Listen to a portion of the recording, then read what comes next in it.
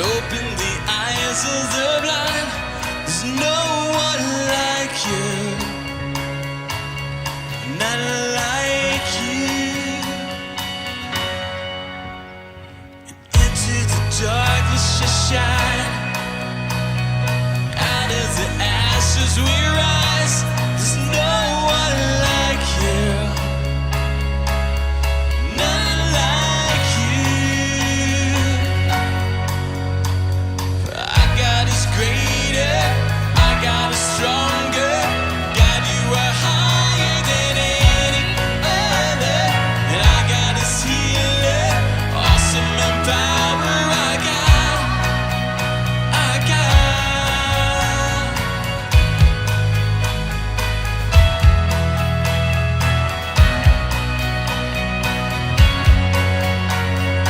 Into the darkness you shine. Out of the ashes we rise.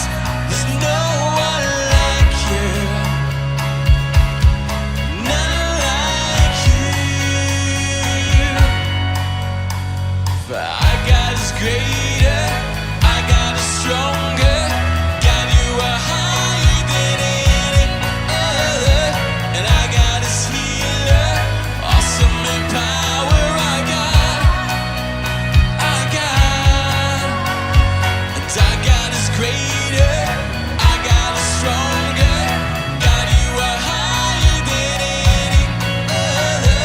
And our God is healer, awesome in power. Our God, our God.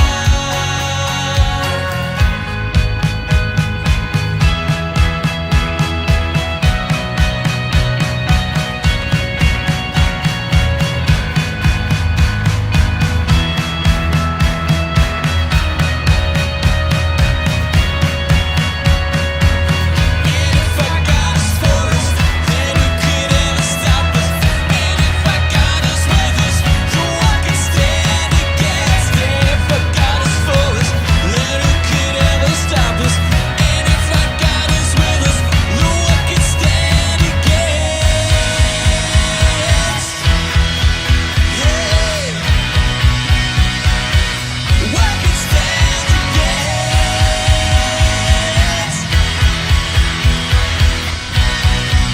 Come on, sing it out strong. 'Cause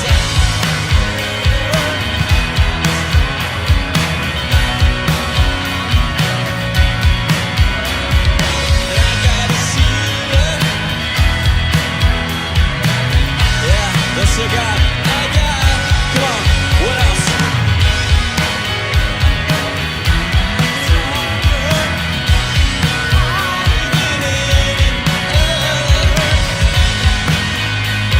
He's awesome in power. Our God, yeah, our God.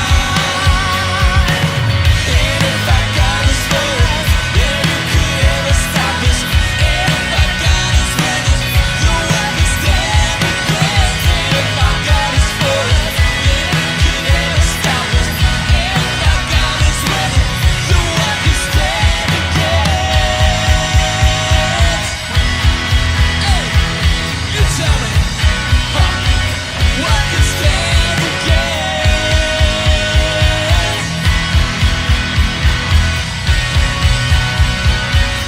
Let's sing it out all together collectively as a church.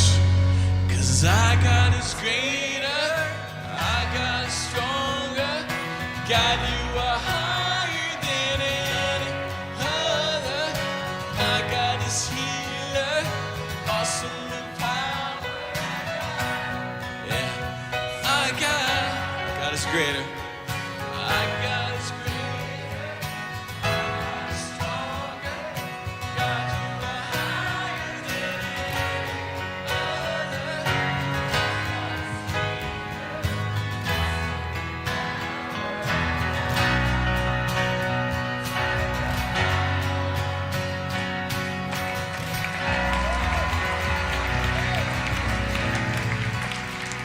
Amen. Well, again, welcome to Crossroads. We're really glad that you're here. Take a second, say hi to those around you, and greet each other, and then go ahead and have a seat.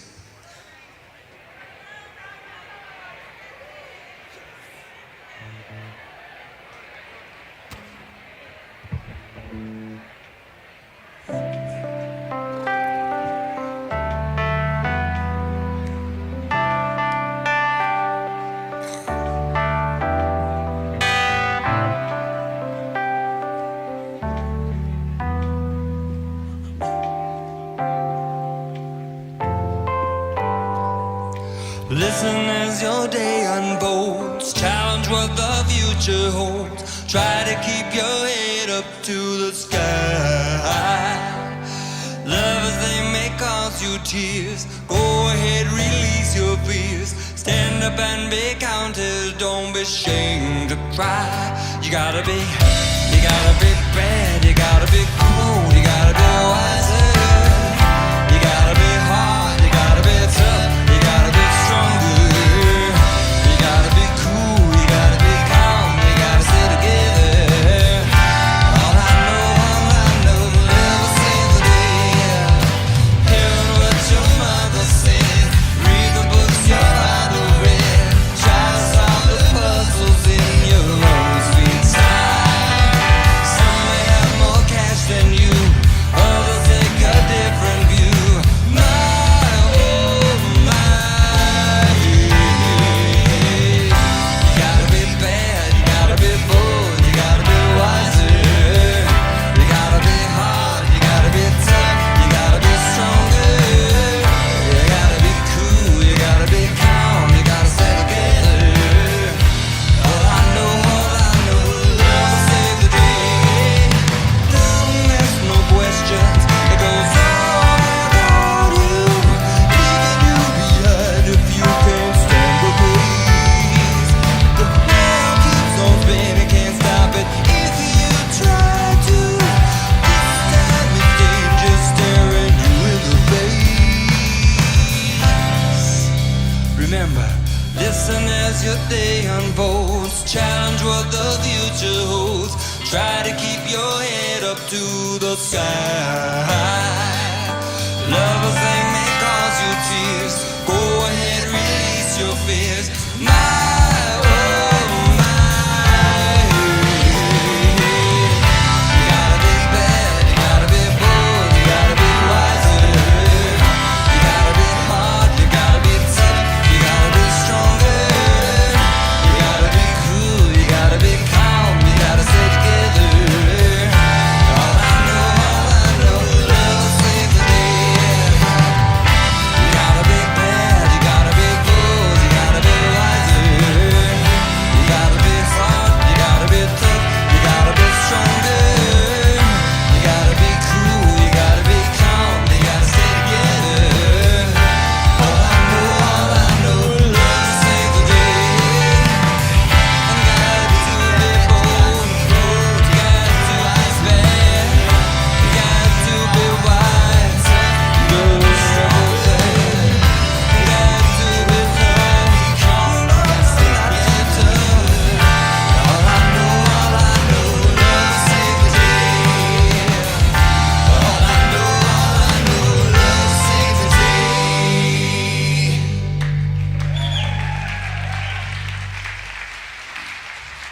Nice job.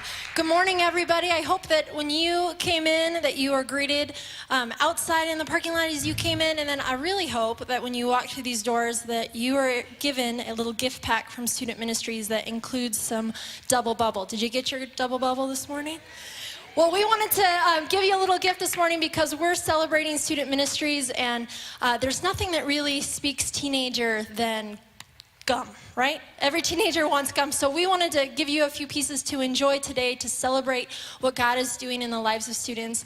And then hopefully you'll find a few pieces left in your purse or in your car later this week that will remind you of your time here at Crossroads and kind of help you remember all that God is doing here in the lives of students.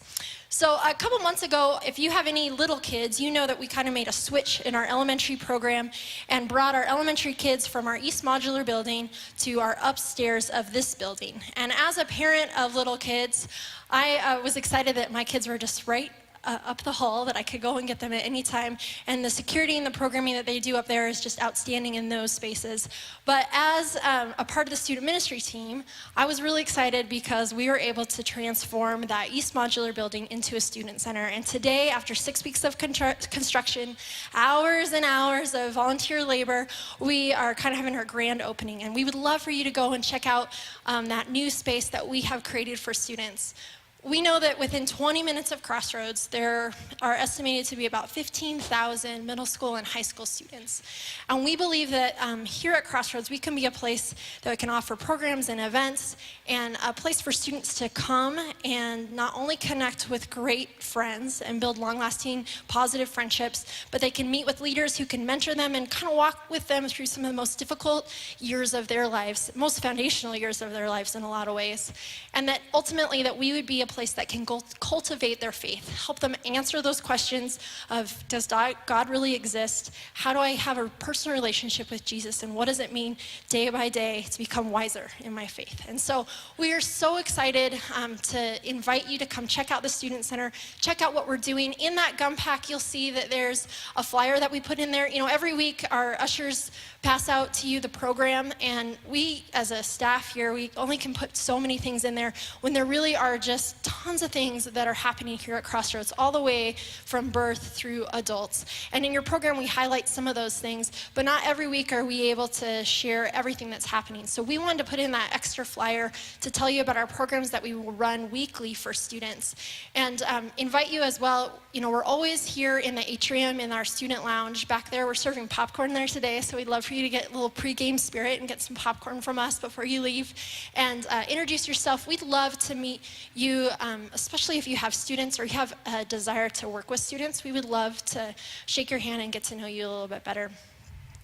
We also wanted to say thank you to those of you who are consistently giving here at Crossroads. We know a lot of you participated in our end of the year giving, and because of that, we were able to have the seed money to begin our renovation project over there in the new student center. So we just really want to thank you for that, for seeing the vision that goes beyond just what happens here on Sunday mornings and maybe what you personally experience to more and more students and children here in this northern Colorado area. So a part of our service that we do each week is to take an offering. And not only is this an opportunity for us to say, God, we want to give back because you have given us so much, but it's really a moment for us to realize that the money that we put into the basket, that it does something greater, something more than we can see or that we could accomplish on our own. And I know as somebody that works with students, I get to see that every week, which is awesome. So thank you for doing that. So would you join me as we pray? And I'm going to invite the ushers to come and serve us. Jesus, we just thank you so much for a chance to stop in our day and to worship you and to come here and to hear your word and become wiser.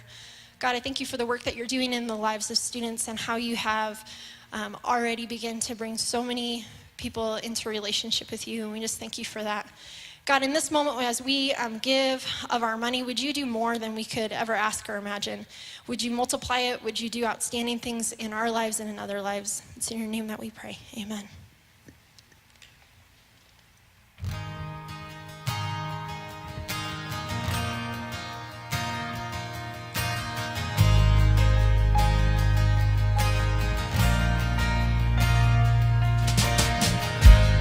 Like a wildwood flower, doesn't have to reach for the sun. And when it needs a drop of water,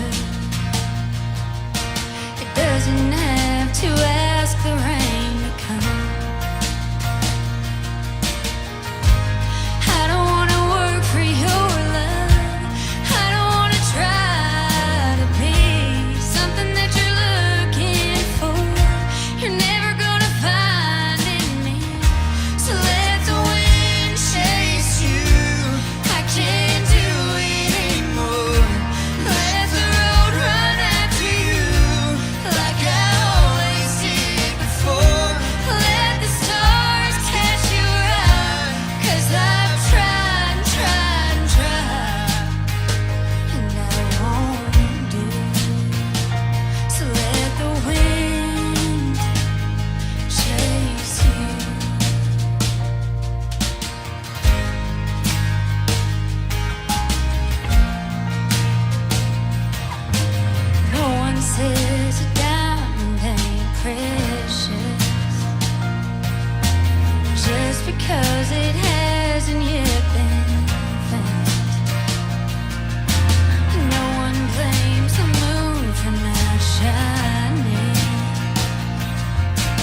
just because it's hidden by the glass.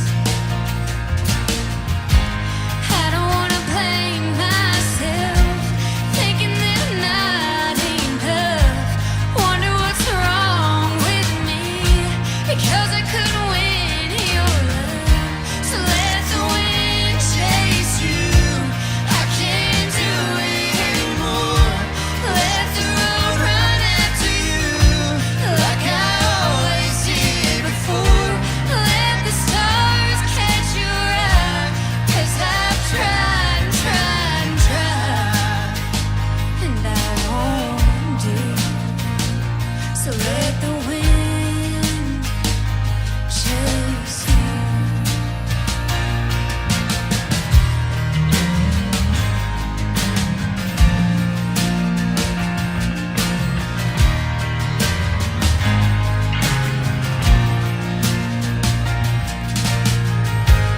I don't wanna work for your love. I don't wanna try to be something that you're looking for. You're never gonna find in me. So let the wind chase you. I can't do it anymore. Let the road run after you, like I always did before. Let the stars catch your eye, 'cause I've tried and tried and tried, and I won't do. So let the wind chase you. Let the wind chase you.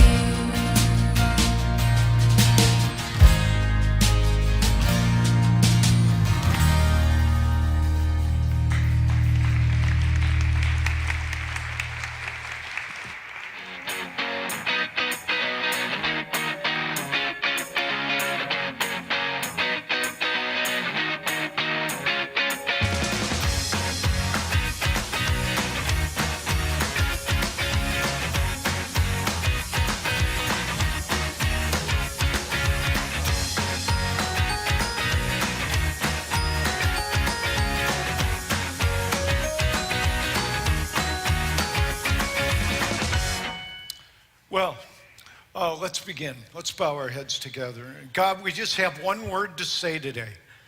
Omaha, Omaha. Just kidding on that. Well, good seeing everybody in the orange here. Not like the first service, but we're going to be there in time to watch the game. So we're glad that you're here. Glad you're here for this series we're in that's called Wiser. And we're talking about getting wiser in the various areas of our life. And what we're looking at is the practical wisdom from the Old Testament book of Proverbs.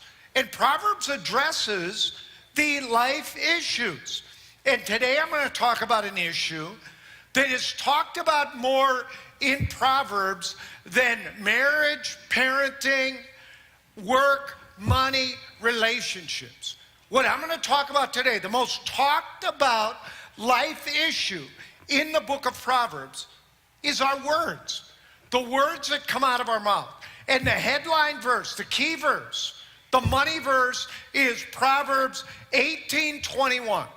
It's up on the side screens, it's on the message notes, and let's read it out loud together. Here we go. The tongue has the power of life and death. Let's read it once more so it sticks with us. The tongue has the power of life and death. And this big idea, it's not only found in Proverbs, it's found throughout the Bible. In the New Testament, the brother of Jesus, one day, he was talking to a group of people, and he was talking about how something very small can have an enormous influence over things that are much, much larger. He said, I want you to think first. I want you to think about a horse. Picture a horse. Beautiful, magnificent, powerful, strong animal. Now, think about that small 4 or 5 inch piece of metal in the horse's mouth, that bit. And you think about what that bit can do. I mean, through that bit, you're able to steer that powerful animal to the left, to the right, cause it to go forward, go backward, stop altogether. He said, pretty fascinating what that little bit can do in that very magnificent, powerful animal. Then he said, now I want you to think about a ship, a huge ship, and not resting in the dock, in the harbor. I want you to picture it out in the open sea, being driven by the winds and the waves. But don't worry about that ship, because under that ship is a rudder, and that rudder is going to keep that ship safely off the rocks. That rudder is going to steer it right back into the harbor safely. Pretty fascinating what that little rudder can do with that huge ship. Then he said, now I want you to picture one more thing. I want you to picture a forest, a beautiful green forest. And that's not hard for us with Rocky Mountain National Park in our back door. He said, now picture that forest all charred, all gone up in smoke and flames like that. That's not hard for us to picture. The High Park fire in June of 2012 claimed over 88, or right at 88,000 acres up there. James says, think about that. I want you to picture that beautiful forest. Only now all you see are black, slender twigs. That's it. Gray dirt, ashes. He says, that forest, as magnificent as it is, can be destroyed that quickly, like a spark, like a match. And he says, you know what? Our words can destroy people just like that too. Overnight, it can happen. I wonder how many marriages have been destroyed by words. I wonder how many careers have been destroyed. How many reputations, or the reputation of another person. A friendship has been destroyed by words. James would say, I want you to just contemplate how something as small as the tongue can have an enormous impact. Adolf Hitler used his words, the tongue inside his mouth, to incite a Holocaust and a whole world war that claimed the lives of millions of people. And Nelson Mandela and Martin Luther King Jr., they used the tongue in their mouth to upend apartheid and to get the civil rights movement going. James talks about that, the power of the tongue. Contemplate how that tongue inside of our bodies, how it can be used for enormous bad, but also enormous good. And Solomon, the wisest person who ever lived, he said the same thing thousands of years before. He said, the tongue has the power of life and death. And therein lies the problem and the opportunity. Because all of us have one in our body. And all of us form words every single day. Solomon talks about, in Proverbs, at least three things. I'm going to highlight three that we can do to make our words wiser. But before we even do that, I just want to ask the question, how many words do you think we speak in a day, on the average? Tell the person next to you, how many words the average person here speaks in a day? I did some research on this. I found that the average person now has 30 conversations a day. We spend a fifth of our life in conversations with people. And we have enough conversations in a year to fill 66 books, 800 pages each. Some of you are getting a little nervous right now. You think I'm going to make a joke about women speaking more than men. You know what? That's an urban myth. I did research on it. It says it's the same for both genders. You know how many words the average person speaks in a day? Doesn't matter the gender. It's somewhere between 7,000 and 16,000 words. That's quite a few words. How close were you? I mean, that's part of our problem, isn't it? Part of our problem is the number of words that we speak. I think Solomon, the first thing he would say to us, and you can write this down, you know what he would just say simply? Talk less. That's number one. Talk less. That's what he would say. And you think I'm kidding on this. I'm not. He would say, let your words be few. I mean, take a look for yourself. Proverbs 10:19. I mean, you can read it for yourself up there. Too much talk leads to sin. Be sensible. Keep your mouth shut. I like how the Message Bible puts it. Proverbs 10:19 in the Message. The more talk, the less truth. The wise measure their words. And I love this practical wisdom here. Solomon, he'd say, okay, you serious about this? You serious about your words? He'd say, I can help you. You want to lower the number of lies and exaggerations you tell? You want to do that? Solomon would say, very simple, have fewer conversations. That's it. Some of you are saying right now, well, John, why don't you set the example? Why don't you just talk less? Why don't you stop right now? Close in prayer. Let us out of here. I go, well, it's not 1 o'clock yet. We got a lot of time. We'll get you out in time. We're going to start applying all this stuff I'm talking about after the message is over, okay? Look at Proverbs 21, verse 23. Watch your tongue and keep your mouth shut, and you will stay out of trouble. I mean, this is part of the problem. How you doing on this one? Some people just talk too much. I mean, they don't even know it, though. Sincerely, they talk too much. They don't realize it. They hit those 16,000 words a day. How many people here are overachievers? You go, I'm an overachiever. I think I hit close to the 16,000.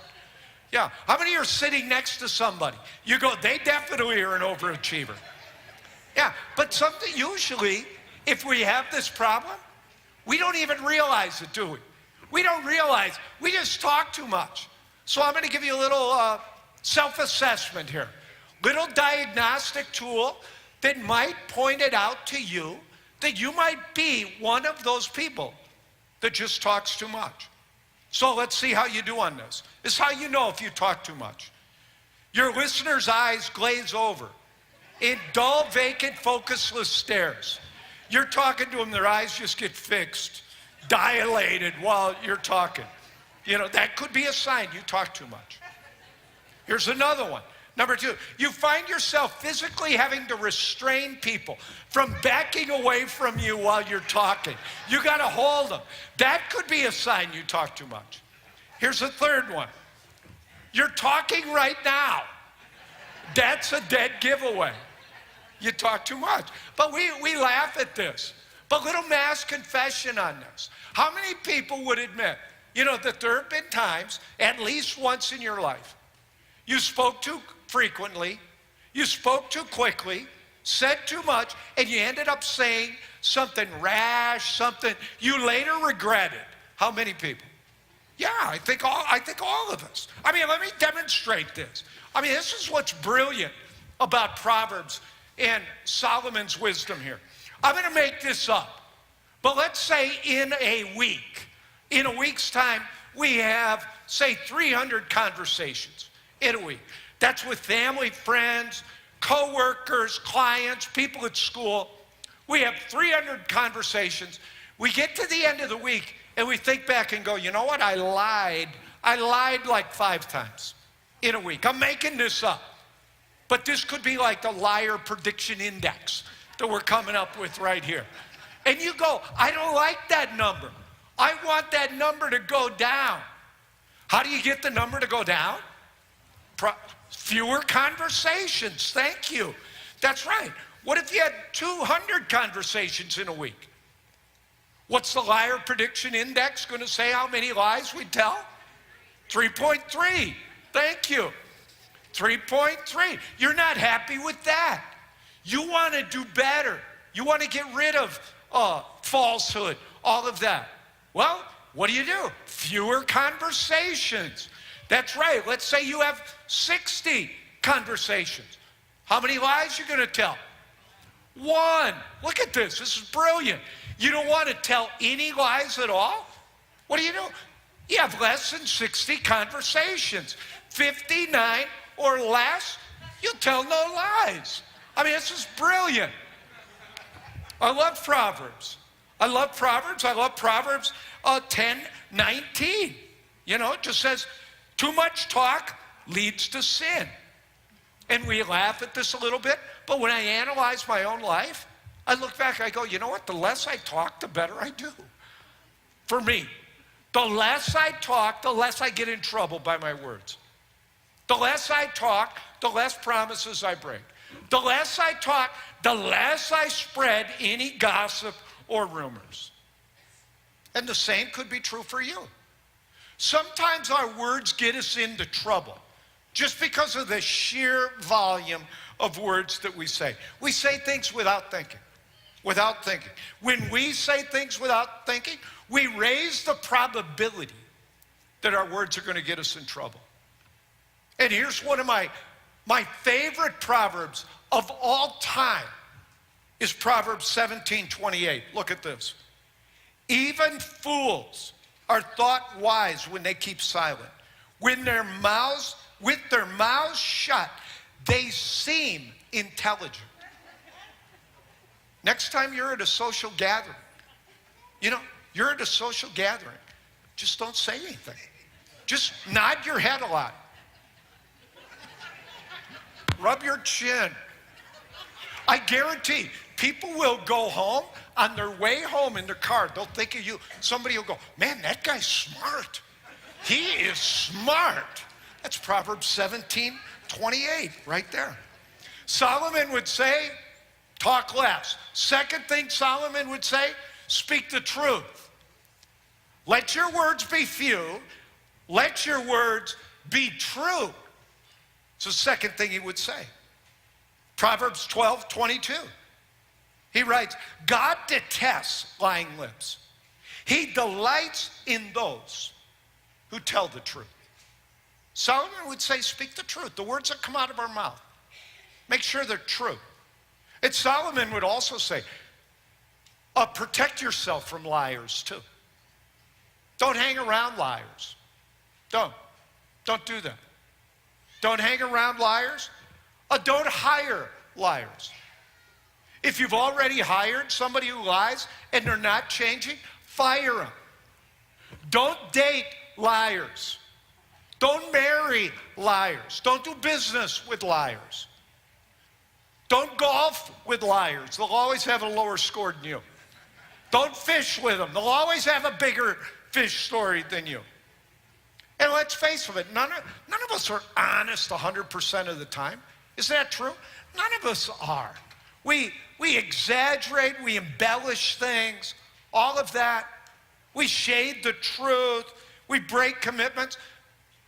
Because I think part is we live in a world full of lying today. In fact, some of the research I looked at said 2 out of 3 Americans admit they will not hesitate to lie if it benefits them. Time magazine had a cover story a few years ago. It said, lying. Everybody's doing it. Honest. Some people don't even think it's wrong today. Some people think of lying as a virtue. They've turned it into an art form today. I know of a pastor in Colorado. He has a restroom, a bathroom in his office, and he's named that bathroom Wyoming. And when he gets a phone call from someone and he doesn't want to talk to him, he'll go in the bathroom and his receptionist will say, oh, he can't talk to you right now. He's in Wyoming.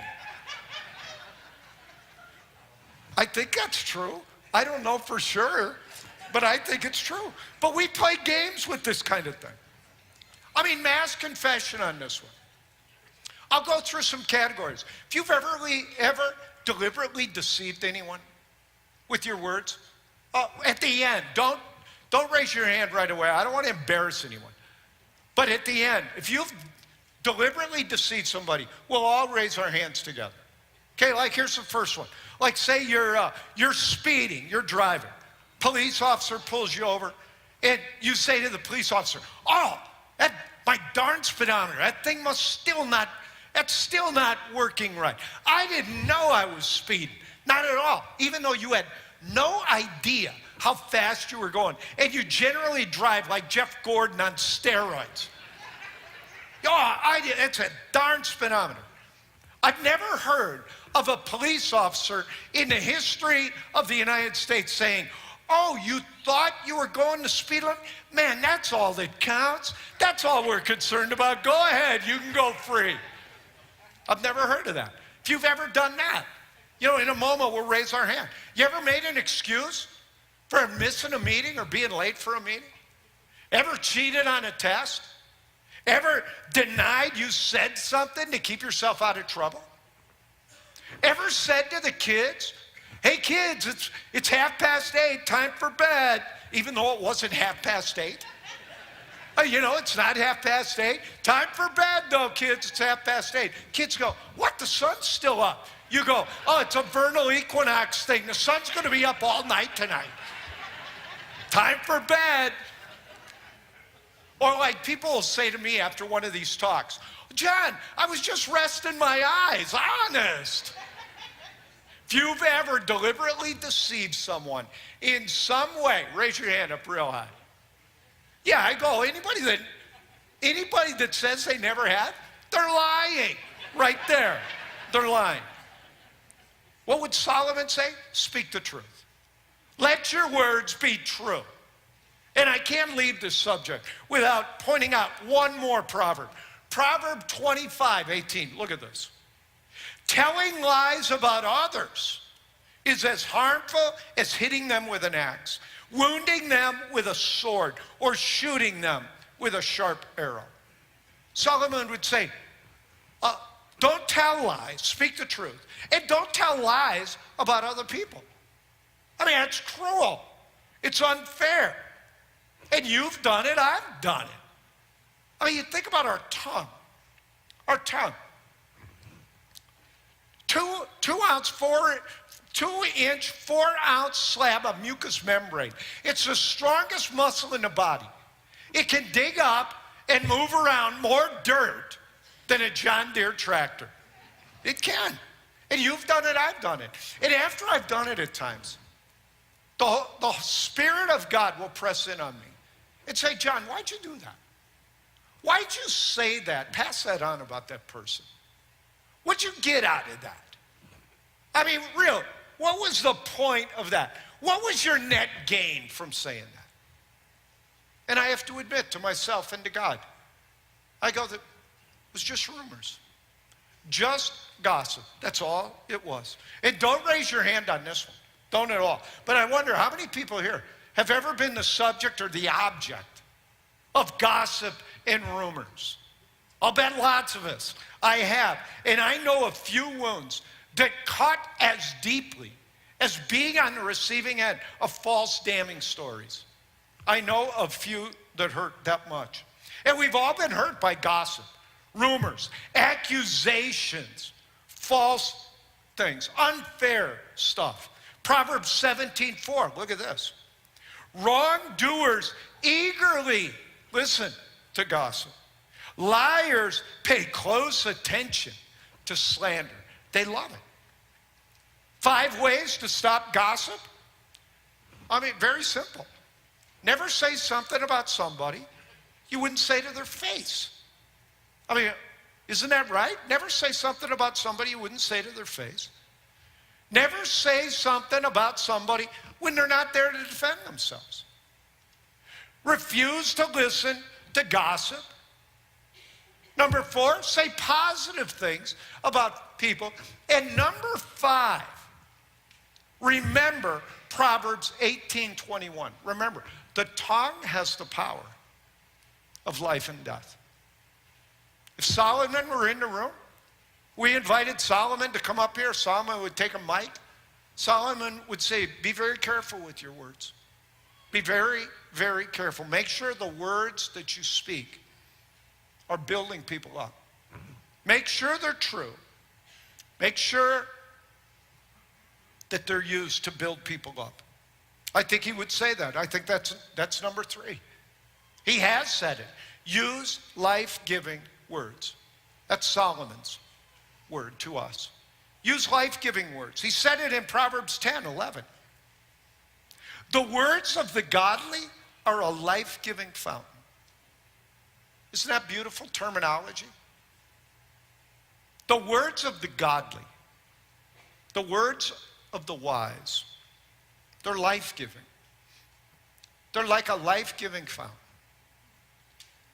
He'd say, Proverbs 10:20 says, the words of the godly are like sterling silver. They're valuable.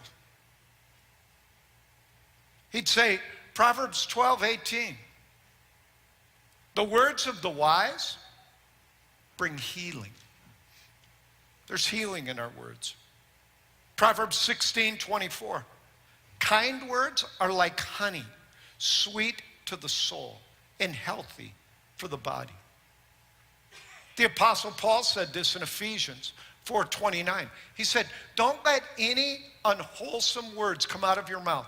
Only words that are helpful to build people up. That's what our words should be about. We use words that build people up. I heard Bill Hybels talking about being in a very small meeting with a guy who's in his 80s now, but he started and built a worldwide business. So a business that everybody here would recognize the name of. And this guy is just talking about that business and talking about his life. And all of a sudden the guy said, you know what?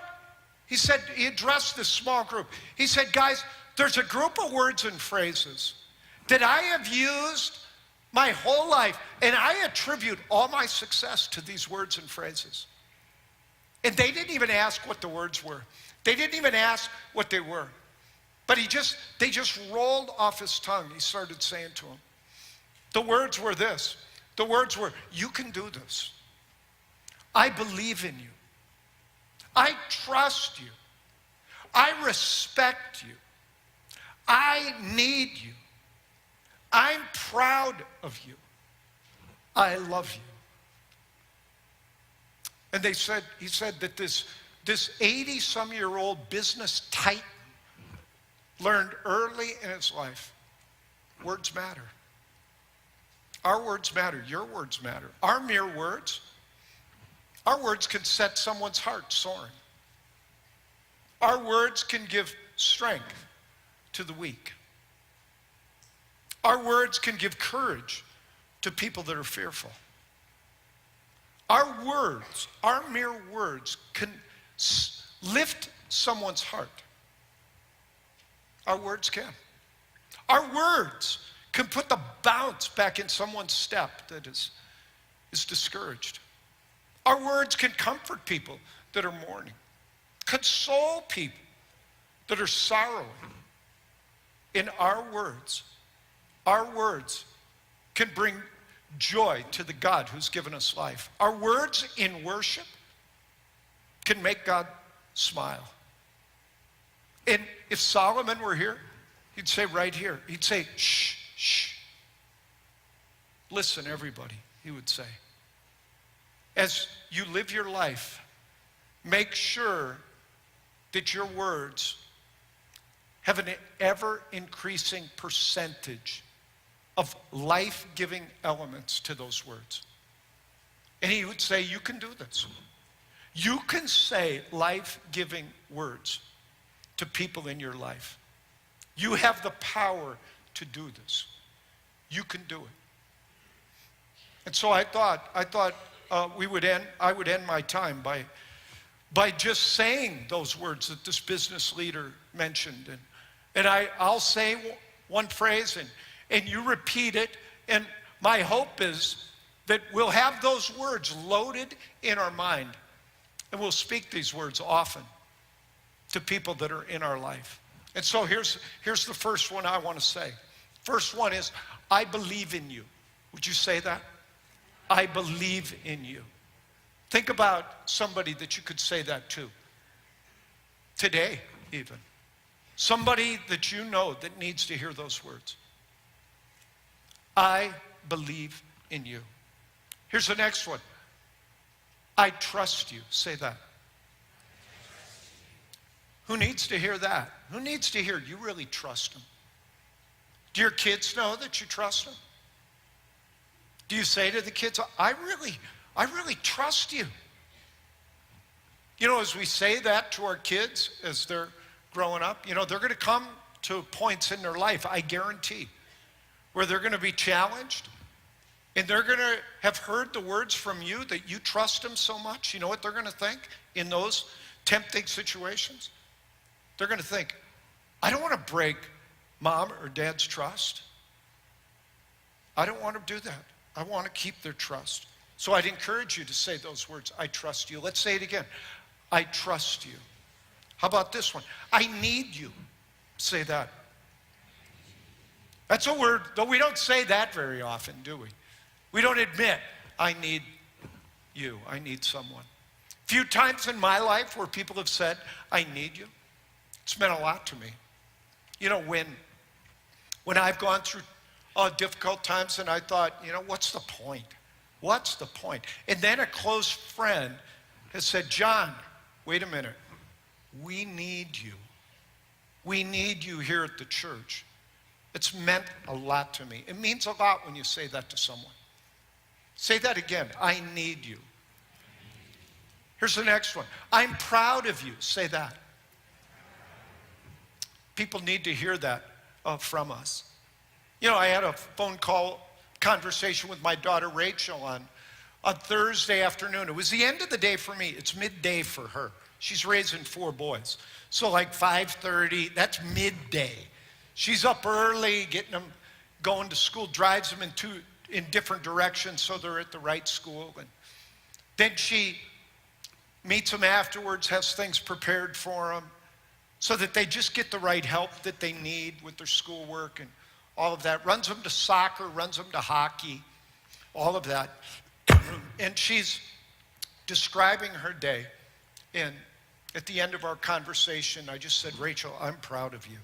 I am proud of you. Jessica, my daughter up here, I'm very proud of Jessica.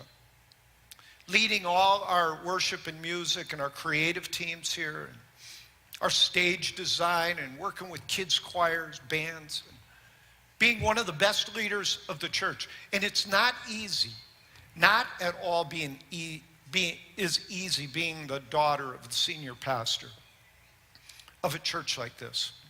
I'm proud of Jessica, very proud of her.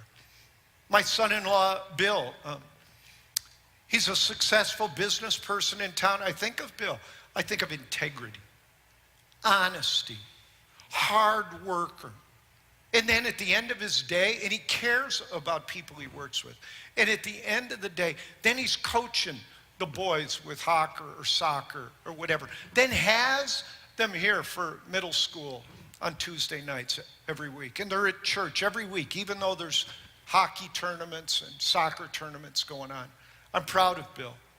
Mike Perez, my son-in-law, is one of the best teachers in northern Colorado. One of the best band directors in the whole state.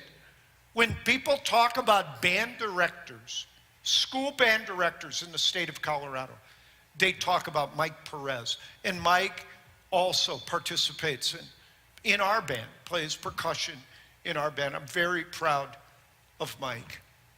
And my wife, Phyllis is a retired teacher. Retired, she's done, could be done.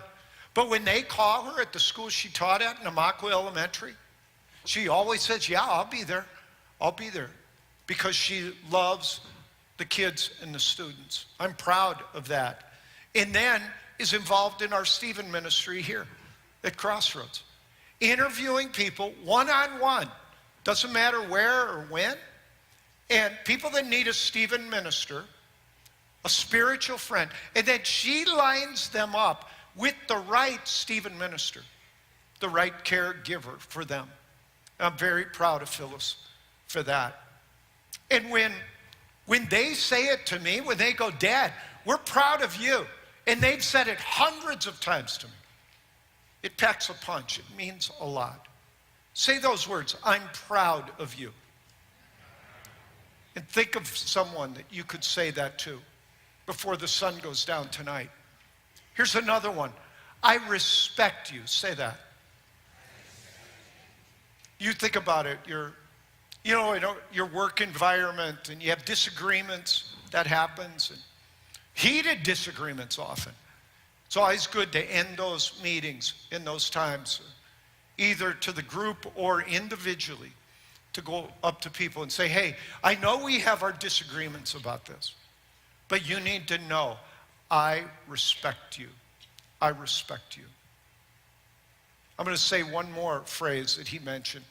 And these 3 words are arguably the most powerful words in the English language. And you know what those words are? I love you. Say that. I love you.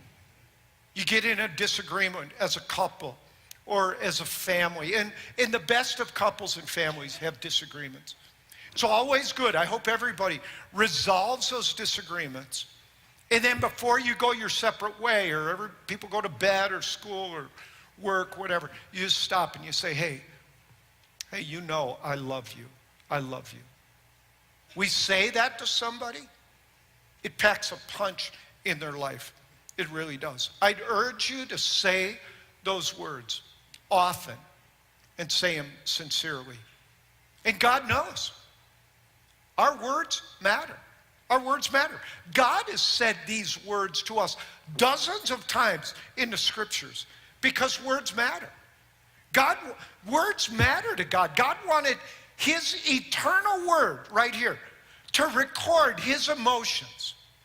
So God has said to every person who would ever pick this word up in all of history, God has said, I love you. And it doesn't matter where you've been, what you've done, what kind of mess is going on in your life. Doesn't matter how far you drifted away from God. Doesn't matter how bad of a mistake you've made in your life. Every person here right now, God says to you, I love you. I love you. I love you.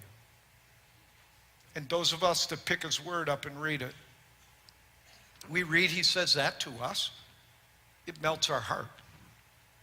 And we say back to God, we say, God, I love you too. I love you so much. Let's bow our heads together. God, I thank you for your love for each person here and that you've expressed that love to us. I pray everybody would feel that love deep inside themselves. And God, I look at the world that we live in and we see so much strife and so much hurt, so much violence, so much abuse, so much anger and divorce and alienation and hostility, it seems, everywhere. God, I pray that you would use us to express life-giving words to people in our life, to express words of love to people in our life. And God, I pray through those words that we would make a difference in this world. Again, God, thank you for loving us. And God, we love you. In Jesus' name, amen.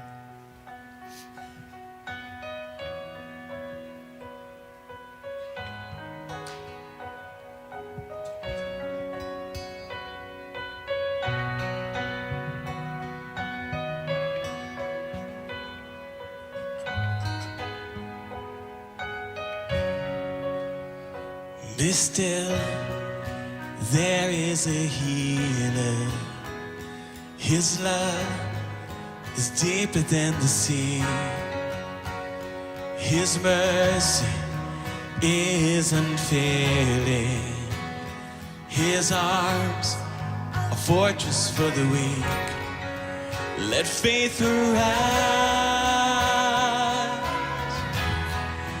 Let faith arise.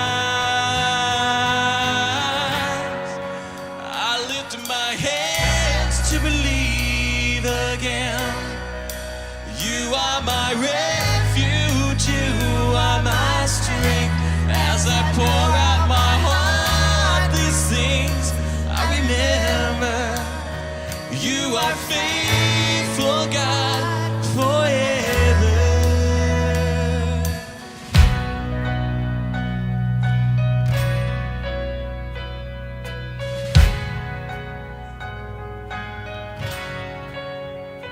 Be still.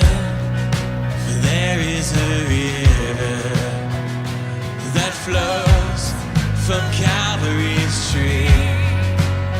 It's a fountain for the thirsty.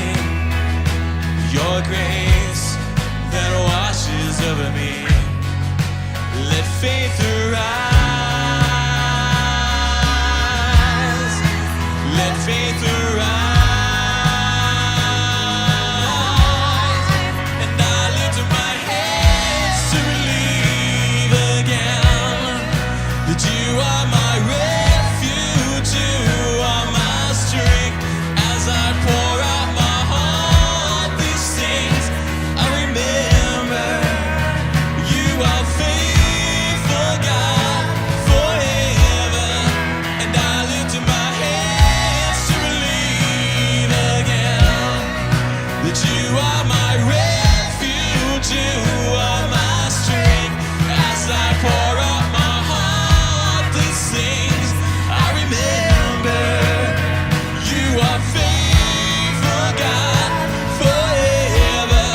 So let faith arise, let faith arise. Open my eyes, open my eyes. Let faith arise, let faith arise. Open my eyes, open my eyes. And I lift my hands to believe again that you are my refuge, you are my strength. And as I pour out my heart, these things I remember. You are faithful, God, forever. And we lift our hands to believe once again that you are our refuge, you are our strength. As we pour out our hearts, these things do you remember? You are faithful, God, you're faithful, God, forever.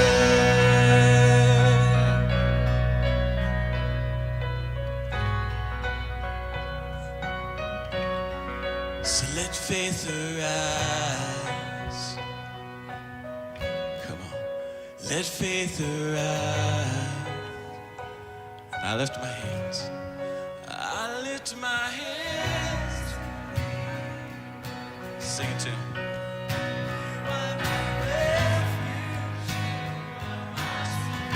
As I pour out my heart, these things I remember. You are faithful, God, forever. And we lift our hands.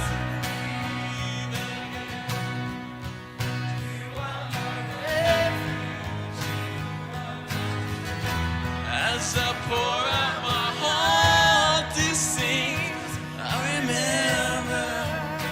You are faithful, God, so faithful, God, forever.